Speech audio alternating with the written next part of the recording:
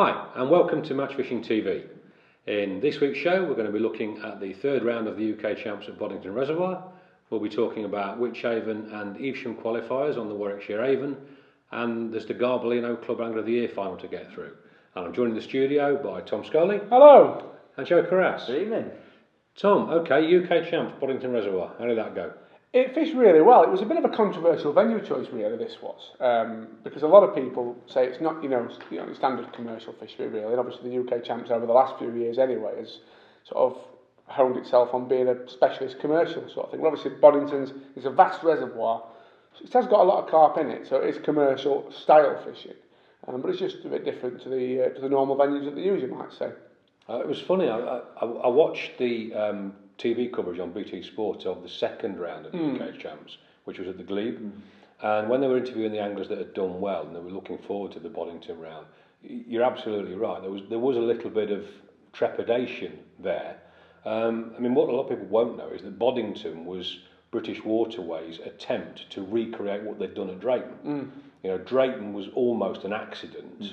And so they looked at Boddington and thought this same blueprint is going to work there. And what they've actually ended up with is a big fish venue. Yeah. I mean, it's, to be honest, I think it sounds like a great round. And the nice thing is, I think it adds a bit of prestige to the competition because it makes it more of an all-round sort of discipline, isn't it? Yeah, all-round. Totally different. Definitely. But it was won by Alex Docherty, who's a cracking young angler from Doncaster. He's had a great weight. He had 64 kilo, 410 grams, and he won the match. And I spoke to him on the phone. He caught a lot of fish on the method at range, took him a long way, sort of 70, 80 yards. And he's also caught on a bomb and pellet shore. He's been loose feeding some bigger pellets, about 20 yards out, and just caught some over the top of that, really. But the nice thing was, he wasn't on an MPEG. He was one in from the end. So it looked to me to prove quite a fair and interesting match. Yeah, the thing is with Boddington, what we just said, it's been such a big fish water. You might only need 4 or 5 fish for £50 plus. Certainly some of the talk I was hearing last week, people were talking about fishing wafters and long-range bomb. I mean, it was almost like sort of reading our Total Carp magazine. It's like a crossover, isn't it? Yes, it is. It's crossover between commercial match fishing and the pucker big fish. Yeah, definitely. I mean, a lot of the tactics here, size 12 hooks, you've got a 022 or clamps and that. So it's good fishing, isn't it? But it's totally different to what, your tunnel bounds and stuff where you're catching 80 fish plus. This is all about catching 5 to 10 fish. Very interesting fishing, it sounds. I mean, Andy Power was second. He had 61 kilos and 53 grams. He's now back in the lead. I'm going to say that takes him back to the leaderboard, top the leaderboard, doesn't it? Yeah, and third place was Robbie Taylor. He had 53 kilos, 523, I think he had. So Andy, correct me if I'm wrong, first round Andy won the match. So Andy had 0 points at the end of it. There's like a bonus minus point. Didn't have a great match at the Glebe, and obviously he's done well at Boddington to just get back up to the top. Definitely. I mean, it's still close though. There's Dale Shepherd on 7 points. Andy's obviously on 6 points. Dale Shepherd on 7 points, and John Arthur, who's a 3 times now former champion. 3 times, yeah. He's on 8 points, so he's in third. So it's he's wide back open. in the running as well. Yeah. But the thing I like about this, and I actually had a bit of a heated debate about this idea with Darren Cox on Friday, because he's dead against this 0 points idea. I actually really like it because I just think going into the last round, it opens it up to a lot more people. Yeah, if I win the match, you suddenly can take a 2-point lead, can't you? Absolutely. Yeah. It's an interesting, it's a good incentive, isn't it, for the match winners? It's something different. It gets people talking. I think Nigel Harris come up with a good idea. Yes, no, I like it. I do like it. And so the final round's at Marston in a couple of weeks' time. Yeah. Well, okay, Joe, Warwickshire Avon, Evesham. It's that time of year. Wychavon qualifier? Yeah, they're coming thick and fast now, aren't they? Ready for the Bank Holiday Festival. Tom Smith won it on peg 1 for £11. He had a couple of bream, I believe, on feeder, so well done to Tom there. And Steve Pierpoint was second, really, so peg 2, so good area that, isn't it? It's always consistent. What sort of condition would the river have been in? Because we didn't have that much rain immediately before it, did we? Probably low on it at the minute. Yeah, low and clear, we're told. And yet the bream is still there.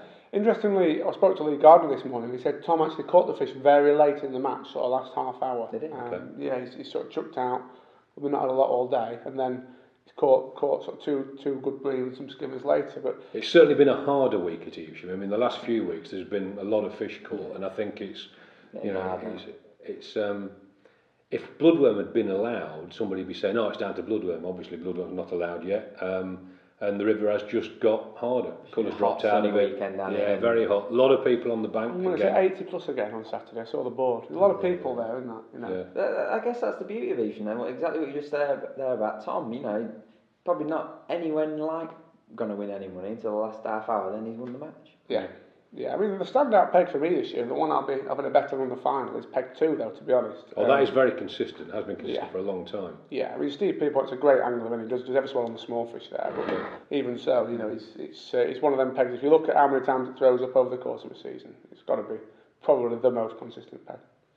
Now, one result did catch my eye, and it really made me smile, because we were talking last week about the invitation list, and we were talking about an absolute Evesham superstar that hadn't made it onto the Wychavon list, and he went and qualified, didn't he? Yeah. Lee Gardner got through. Yeah, and when we were talking about it, we said, well, we always felt he'd qualify, and he did. Thank you, Lee. Thanks for getting us out of trouble.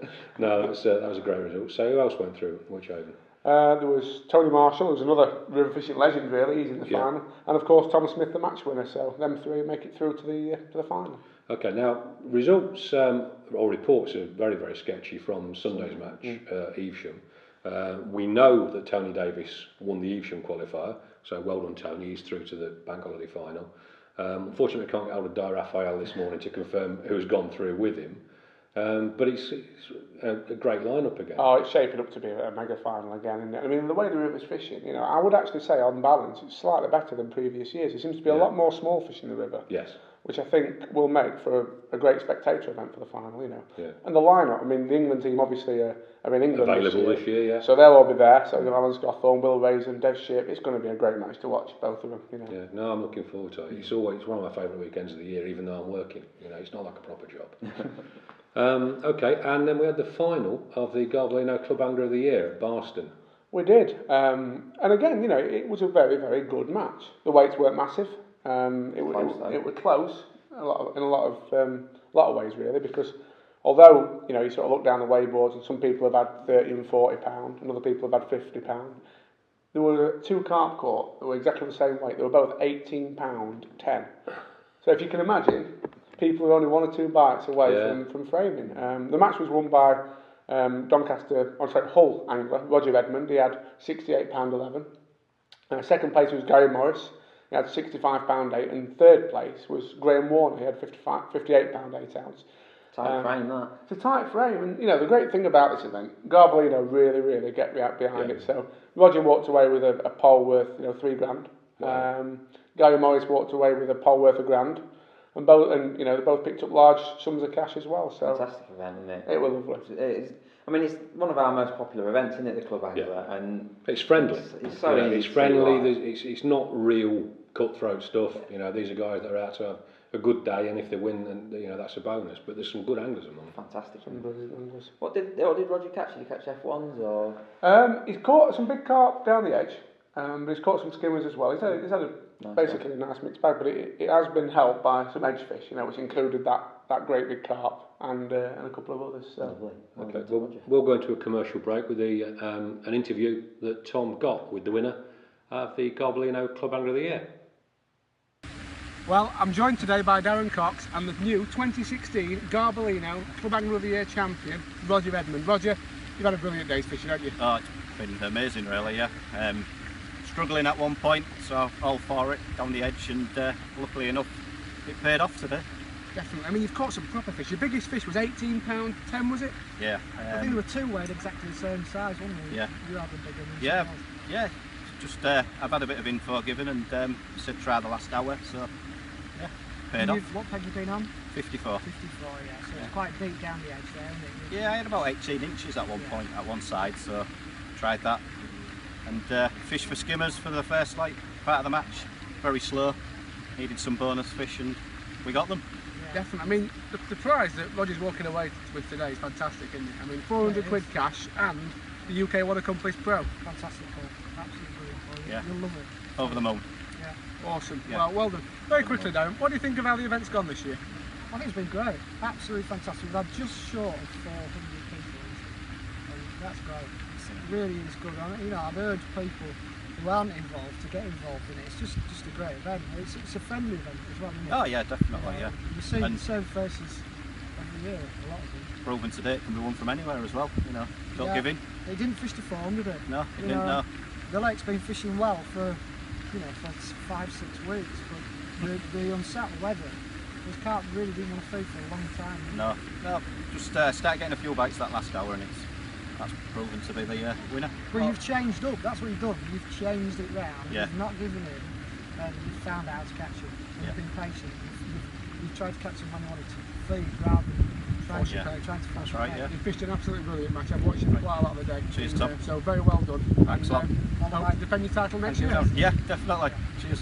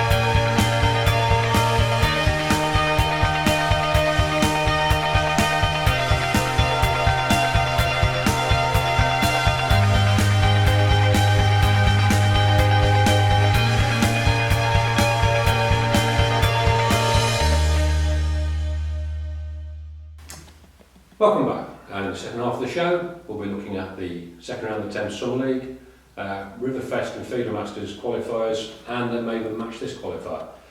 Joe, Oxford Summer League. Yeah, I believe this was on the medley stretch of the Thames, and it looks like it's fished really, really well. I mean, we were saying how Even's low clear. I know we went on the Thames, didn't we, last week, and that's getting a bit low now. But I mean, Steve Townsend, £42 a bream, so which is lovely net fish, isn't it? I mean, very fishy. Brilliant day. And I mean, Paul Bassmore was second. There's another stalwart again, isn't he? £23, so it was fished really well, isn't it? Road Jamboree, it looks like, isn't it? You know, both. We're interested. I saw on the press release, John Beasley sent me through about this match. He said the water was adorned by swimmers and yachts. Yeah, I can imagine. Yeah. I can. It normally is a 10th round there. Yeah, the difference really is between the Thames and the Warwickshire Avon is that the Thames has got a little bit more width, a little bit more depth. The boat traffic can stay out of the angler's way. You know, the fish have got some way to go. Evesham is it's such a tight, narrow venue. It's heavily fished as well, isn't it? Oh, very heavily fished. And I don't think there is another natural match venue in the country that's anywhere near the same sort of pressure. You know, sometimes I think it's a miracle we catch anything. It keeps producing. So no, Medley's a nice Thames is a venue. great river, isn't it? I Yeah. mean, it's full of fish, isn't it? It's unbelievable, really. I mean, I never obviously not fished it years ago. I believe there's a lot of chub on there back in the day. There still are. Still plenty of big chub down. Yeah, I bet they're big now, like. £5-6 of them, aren't they? It seems like small bream and roach now and big perch. It's the quality roach that it's out. You know, £20 plus bags of roach on the terrace. Yeah. Great fishing, isn't it? Yeah, no, it's cracking. Really So, good fishing. okay, so Steve Taylor's won it. Paul Passmore. Second. Gary Cooper's third, £20 again. Mainly roach, so. And then Tom Hobbs was fourth, so. Great frame. The league's really tight, isn't it? Yeah, I mean, there's a lot of good teams in there, isn't there? Drennan Yellow won the day, 36 points. Drennan Blue was second with 32 points. Oh, John's second, centre safe fourth. So yeah, it's close at the top of it when you look at And it. devices. I mean, that was a real close way. So, okay, so Drennan Blue and Drennan Yellow are both top of the league with 71 points now. And so to say fourth, third, so anything to play for. Yeah, all to play It's a for. good bit. I think that's one to get on that, wasn't it, for the summer? Oh yeah, lovely looking league that. But it's interesting, I was talking to Paul Glenfield about that very league actually. It's one of the few that have been a very historic league and it's kept going. I'm sure he told me there were 240 anglers on the Thames Summer League, or the Oxford Summer League, when he was a... I can quite believe it. And now it's down to 48, you know. But that's the same everywhere. I don't believe that there's any less anglers than No, we talked about this before. I mean, you know, the number of venues. We went to Berlindome a couple of weeks ago on a Tuesday and there was 180 people on there. And it suddenly dawned on me that there's no less match anglers, there's just loads more matches. Yeah, They just right. spread more thinly. Of course it is. So, okay, Riverfest and Feeder Masters. Yeah, up on the River Tees, this one, which is proved to be a real sort of prolific venue for every sort of qualifier over the last few years. The Riverfest qualifiers were Eddie Bride and Gary Watson and Ian Exley, so 3 great anglers there onto the Y, the final in November. But the result that caught my eye was actually a Feeder Masters qualifier on Sunday, because this was won by Tom Pickering, £27 8 ounce, and also Mick Viles qualified, so the 2 people who you'd say are sort of instrumental in this. Who have managed to qualify. I spoke to Tom, he caught... He was over the moon, wasn't he? Yeah, absolutely. He was going to run it, he was going to run the final. He'll have to leave Harry now. Yeah, he'll have to do it. Lee, you can't qualify. But he said he caught, he took the feed a long way, he took sort of 50 odd turns, he said, and he caught some fish there on Denderbeeder. But he's also really filled it in on a very short pot, on a very short feed line, sort of like the same line where you might fish a pole match. And put a lot of bait there at the start, and he's caught some fish there. He's ended up with 12 green and quite a few perch as well for a final weight of £27 8. Fantastic. Will Freeman, he's made a long journey. He lives in Norwich, I think. Yeah, he does. Yeah. Driven all the way up in Fishery. He's come second with £24 13, but unfortunately didn't qualify. No. Will's another angler who's knocking on that England Beer team door, isn't he? Yes. He's ever so well. Good angler. Really good. Nice bloke as well. And Dave Walker was third with £22 11. But the 3 qualifiers were Tom Pickering, Mick Viles, and Steve Whitfield, who's another man on blistering form. Unbelievable. He just seems to be qualifying for everything going, doesn't he, at the moment? Brilliant mover angler. And next big match was the Maver match this qualifier at Partridge. It seems a bit odd talking about a commercial, doesn't it, at the minute? It seems to be so many good matches on natural waters. But yeah, I mean, Dave Brown Jr., you went along, didn't you? Dave Brown Jr. won it. He was absolutely delighted, didn't you? Like, really good to see. Yeah. He's had £149 in a big match like that. I mean, what a day's fishing to qualify for a 60 grand final. It's an awesome day's fishing. The thing that struck me about the match was how close it was. Just to give you some idea, obviously, Dave Brown Jr. won it with £149 3, Lee Bennett second with £145 15, and Ben Fisk third with £136. But there were quite a lot of weights of £120 to £130 that didn't even make the frame, only won sections. That's staggering fishing there. Yeah, I think Andy Bennett had £120 and didn't win a penny. How about that? There's something to be said that your Partridge and your Tunnel Barns and Heronbrook, them type of venues, for these big matches, they just perform, don't they? Yeah. They're so good, these F1 style venues, really. It was a sellout match, it just, to me, it shows the lessons that can be learned for Fishermania when you look at matches like that. Now, Fishermania crammed people on, so you'd have had 150 on that. There was 120 people on that match on Saturday there. But the way it was pegged, the way it was planned... Probably no stayaways. No, it was a brilliant fishing match. I had £70. £70, couldn't nowhere. Sorry, £80 I had, couldn't nowhere. But, by the day's fishing, so I went home happy, you know. Yeah. I think the Angling Trust are in danger of killing the goose that lay the golden egg with Fishermania. They just keep pushing it, and they've got to do something for next year. Yeah, hopefully they will. Keep pegging sensible, you know. If you want to up the entry, whatever, but just put a sensible number of pegs on a venue so that everybody has a nice day's fishing. Yeah. And you caught up with Dave after the match? I did. Well, I'm here at Partridge Lakes for the Maver match disqualifier, and I'm actually stuck with the match winner. Cheers. Dave Brown Jr. You've had a brilliant day, haven't you? Yeah, great day really. Caught probably £20 in first hour across at Mudhall, not really going anywhere, and then started fishing shallow in the middle, probably 2.5 foot, 2 foot, and just literally empty it really, and then I've caught one about £7 late on to probably win it match. Awesome. I mean, it's been so close, and I mean the standard of angler here at Partridge is so high. I mean, to win a match like this is yeah. Like I say, to come in top 6 is amazing, right? So just made up to win it. Brilliant. Obviously the finals at Hayfield Lakes now. Are you going to put some time in there? Yeah, probably will. Yeah, probably gonna have to try, Anna. So I don't know. It's just I'm not too sure. Well, I think you'll like it. It's a nice place. It's full of big fish, and should be a good event. Very well done. Thank you very much. I've made up. Cheers. Well done, pal. Okay, great interview there, Tom. Thanks very much for that. Couple of pointers we need to get through before we go.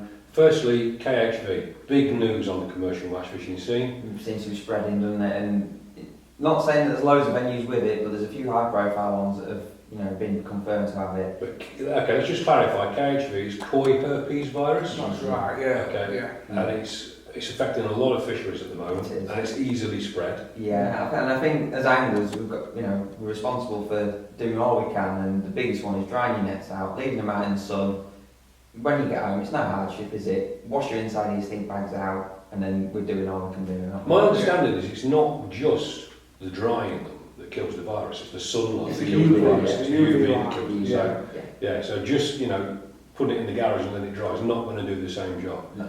Get the nets out, spread them out properly on your lawn, get them nice and bone dry. A, it'll stop the smell in the back of your car, but B, it's going to make sure that you're not going to be transferring cage feeding. No, it's really important that people do that because you know, we've seen sort of the Gleeds confirmed it's had it in the last week, Larford's confirmed it, you know. So it is obviously prevalent. It's particularly prevalent this time of year when the temperatures are high, when the water temperature gets above sort of 18 degrees, it manifests itself a little bit. So yeah, make sure you do your bit to stop the spread. Okay. Okay, so that pretty much covers everything for this week. Next week we will be back with an early report on the Euros, European Championship. Our man Matt Godfrey's out there at the moment, which is why he's not sitting with us three. And he's probably not going to be back in the studio in time for next week's show. In fact, we certainly won't be back. But we'll have heard from him with how England and the other home nations have gone on in the European Championships. So, tight lines. See you next week.